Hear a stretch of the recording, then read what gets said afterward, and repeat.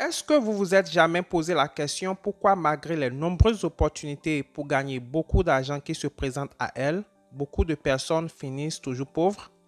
Eh bien, la différence entre les riches et les pauvres est que les riches utilisent leur argent à leur avantage pendant que les pauvres gaspillent tout ce qui leur tombe dans les mains. Dans cette vidéo, je vais partager avec vous les 11 lois de l'argent que les riches suivent tout au long de leur vie.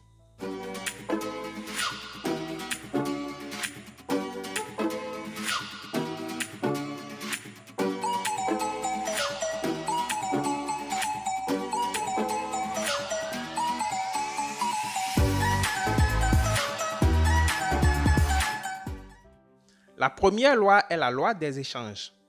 Cette loi met l'accent sur le fait que l'argent n'est qu'un canal à travers lequel les gens offrent des services et produits en échange d'autres choses. Avant la création de l'argent, les gens avaient l'habitude d'échanger entre eux des produits. Par exemple, si vous avez de l'huile, vous pouviez l'échanger contre une chèvre auprès de quelqu'un qui a besoin d'huile. De nos jours, la loi des échanges est basée sur l'argent où vous donnez de l'argent en échange d'un produit, d'un bien ou service en fonction de la valeur qui est attachée à ce produit, bien ou service. Plus la valeur est élevée, plus l'argent que vous déboursez est beaucoup. La deuxième loi, c'est la loi de l'abondance. Cette loi dit que l'univers naturellement donne de l'argent à celui ou celle qui a le désir et qui suit les principes de son acquisition. Un exemple parfait de cette loi, c'est la banque. Les gens gardent de l'argent dans leur compte épargne et ne viennent pas chercher cet argent. Cet argent reste donc dans les comptes sans être utilisé. Les banques ont donc trouvé un mécanisme pour investir ces épargnes. Pour chaque dépôt dans votre compte épargne, la banque crée son équivalent qui est emprunté à une autre personne morale ou physique. Donc, aussi longtemps que vous n'allez pas chercher votre épargne, la banque peut emprunter son équivalent sans jamais toucher votre pactole. Dans l'économie digitale dans laquelle nous vivons, il n'y a pas de manque d'argent. C'est plutôt l'incapacité des uns et des autres à comprendre les principes pour gagner et investir l'argent qui est le problème. La troisième loi, c'est la loi du capital. Le fondamental de cette loi est basé sur votre capacité à gagner de l'argent. Autrement dit, ce que vous gagnez est proportionnel à votre aptitude et expertise. Donc, plus votre aptitude et expertise est élevée, plus vous gagnez de l'argent. Dans ce cas, plus vous investissez du temps à développer votre expertise, plus vous vous faites du pognon. La quatrième loi, c'est la loi de l'épargne. Cette loi dit qu'une personne qui est financièrement libre est une personne qui épargne au premier abord au moins le dixième de ce qu'elle gagne, et ce pendant toute sa vie. Dans la vie de nombreuses personnes, on observe plutôt le contraire. C'est-à-dire que les gens cherchent à épargner après avoir dépensé. Malheureusement, après les dépenses, il ne reste plus rien. Notez bien l'expression épargner au premier abord. C'est ça l'application de la loi de l'épargne. Pour devenir riche, vous devez épargner plus que vous ne dépensez. Ce principe, cette loi est l'une des lois fondamentales de la réussite financière. La cinquième loi, c'est la loi de la conservation. Cette loi dit que ce n'est pas combien vous gagnez, mais combien vous gardez qui détermine votre succès. Remarquez que de nombreuses personnes gagnent beaucoup d'argent au cours de leur vie, bien sûr, mais une fois à la retraite, ces personnes sont pauvres et frustrées. Remarquez aussi que d'autres personnes ne gagnent pas autant, mais vivent confortablement quand ils atteignent la retraite. Le secret de la réussite financière est d'acquérir autant d'actifs et de réduire substantiellement les passifs.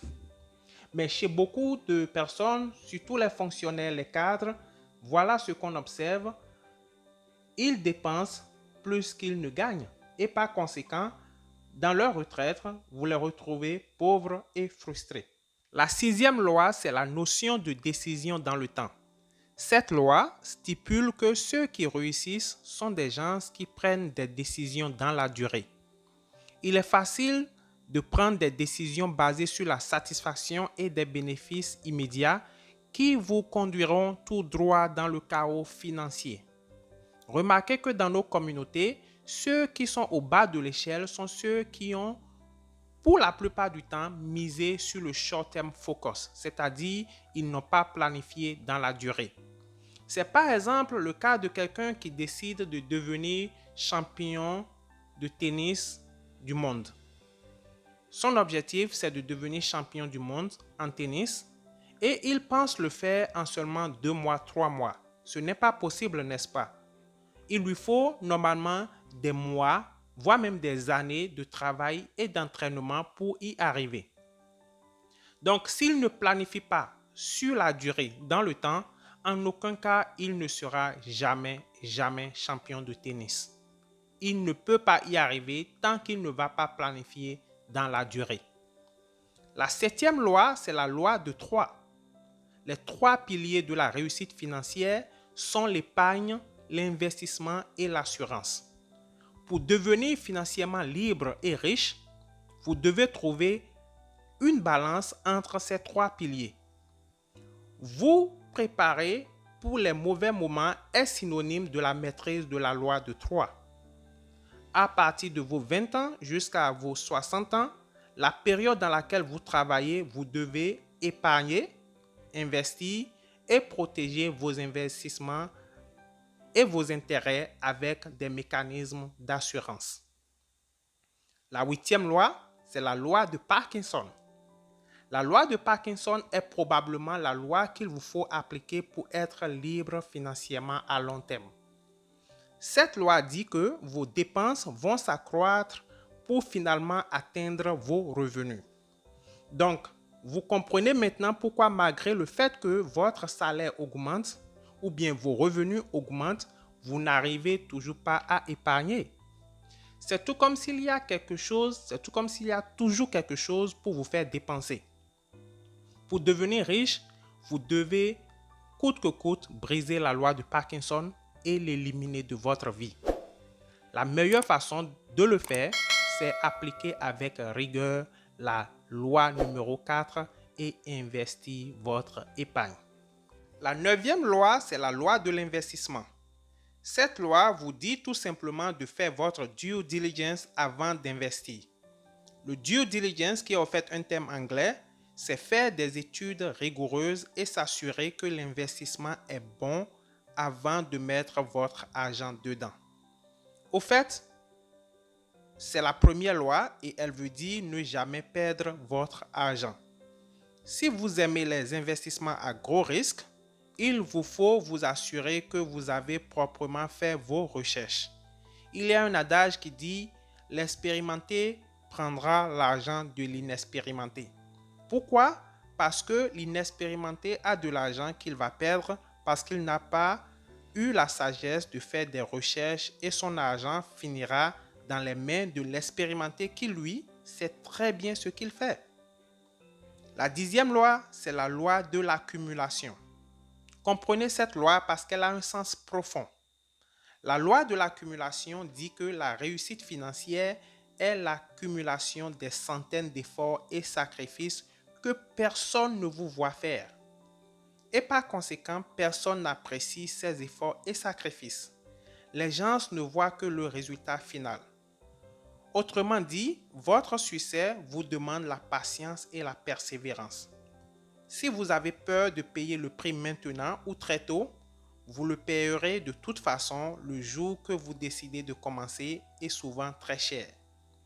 Cette loi s'applique aussi dans vos épargnes. Si par exemple vous économisez 100 € par mois avec 10% d'intérêt à partir de l'âge de 21 ans, avant que vous n'atteigniez l'âge de 65 ans, vous serez millionnaire en euros. Ce que les gens n'auront pas vu, c'est votre discipline pendant plus de 40 ans pour obtenir ce résultat. C'est la loi de l'accumulation. La 11e loi, c'est la loi de l'attraction. Cette loi dit que vous et moi sommes des aimants. Nous attirons vers nous les personnes, les circonstances et les situations qui sont en harmonie avec nos pensées dominantes. Cette loi, autrement, dit que votre vie d'aujourd'hui n'est que le résultat de vos pensées passées.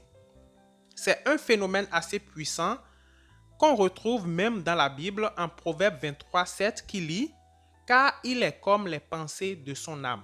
Il est comme les pensées de son âme. » Il, c'est homme avec grand H. Donc, la clé de commencer à attirer vers vous les personnes et les circonstances pouvant vous aider, c'est de focaliser toutes vos pensées dominantes et énergies sur vos objectifs. Voilà donc les 11 secrets ou les 11 lois de la réussite financière. Vous êtes sur Africa is Wealth et je suis Géraud, toujours pour vous apporter de la valeur. Je vous remercie de m'avoir suivi. Restez abonnés pour d'autres vidéos qui réveilleront l'entrepreneur en vous. Likez et partagez autour de vous. Je vous revois dans la toute prochaine vidéo. À plus.